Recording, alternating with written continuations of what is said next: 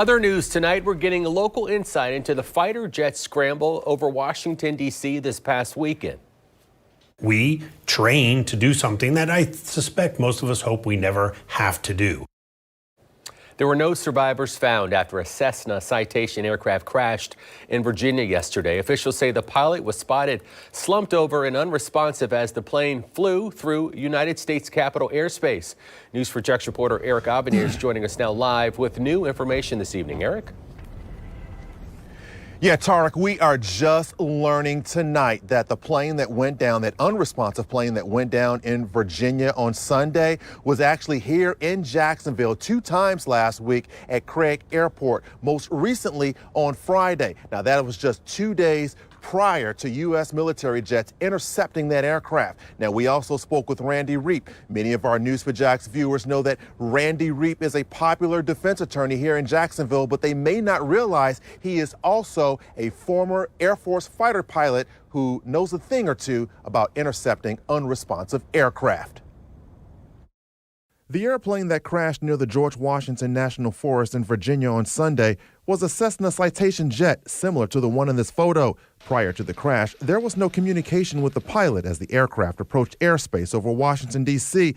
The no response led to military F-16 Fighting Falcons being scrambled to intercept the plane. Home surveillance cameras recorded the sonic boom as the scrambling fighter jets reached speeds exceeding Mach 1.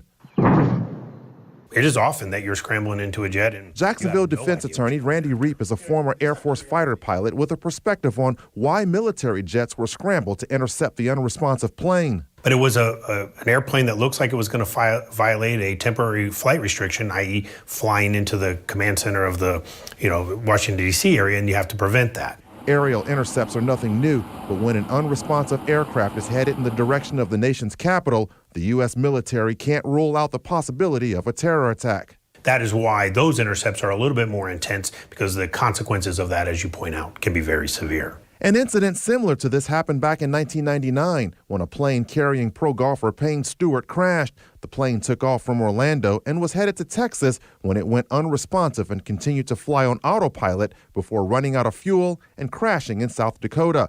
Military jets were scrambled before the plane crashed. The NTSB determined that everyone on board was incapacitated from oxygen loss after the plane depressurized. The vast majority of these tragic ones are oftentimes an incapacitated aviator having no intent to do anything with ill will, but that's why you put fighters on them to determine what's going on in the cockpit if you have the possibility to do so. Reep says scrambled fighter jets will often stay with the plane as it descends to the ground and crashes.